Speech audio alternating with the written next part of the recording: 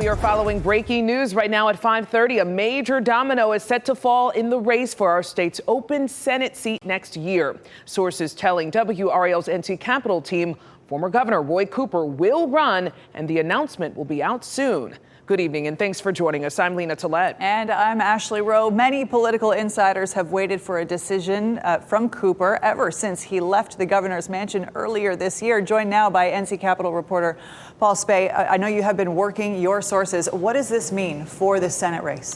Right. Well, once Cooper jumps in officially, he'll be the biggest name in the race. People may remember that incumbent Republican Thom Tillis has decided not to seek re-election after serving since 2015. Now, there are a couple Republicans who have entered the race. They've been candidates before, but they haven't held office.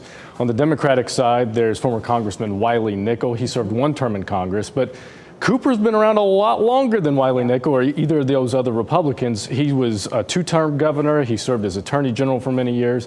And so he has a lot more name recognition than any of the others that have jumped in so far. Is it that name recognition that gives him that good chance of winning? Or are Republicans feeling confident that maybe they stand a pretty good chance at maybe beating him? Right. Well, it's both, really. He's the strongest chance the Democrats have, according to many of the analysts we've spoken to. That's because he's from Eastern North Carolina. It's because he's served as long as he has.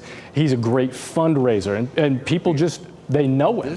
And so, and on top of that, perhaps the most important fact about him, he's never lost a race. So that gives Democrats a lot of confidence. However, Republicans say, hey, that long record also gives us a lot to run against. You know, they're going to run against his record on disaster recovery. They say he didn't do enough after hurricanes Helene and others further back. They also say that when Tillis was on the ballot, they did a bunch of surveys that showed that Tillis would have performed pretty poorly against Cooper, but that a more generic Republican, someone who supported the Trump agenda, would have done a lot better. So they're feeling a little confident too.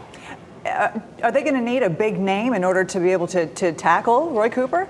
Well, they think so. Everyone thinks that at least the people we speak to say that it's going to come down to whoever Donald Trump wants. Whoever he endorses, that's who's going to get all the money and all the support. It could be his daughter-in-law, Laura Trump. It could be Michael Whatley, the former chair of the state Republican Party.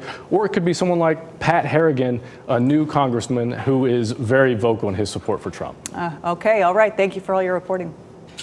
Our NC Capitol team has been all over the Senate race for months now, and we will be looking for that official announcement from Cooper sometime next week. For a full deep dive into our Capitol team's reporting, go to WRAL.com and find this story. It includes a breakdown of the balance of power.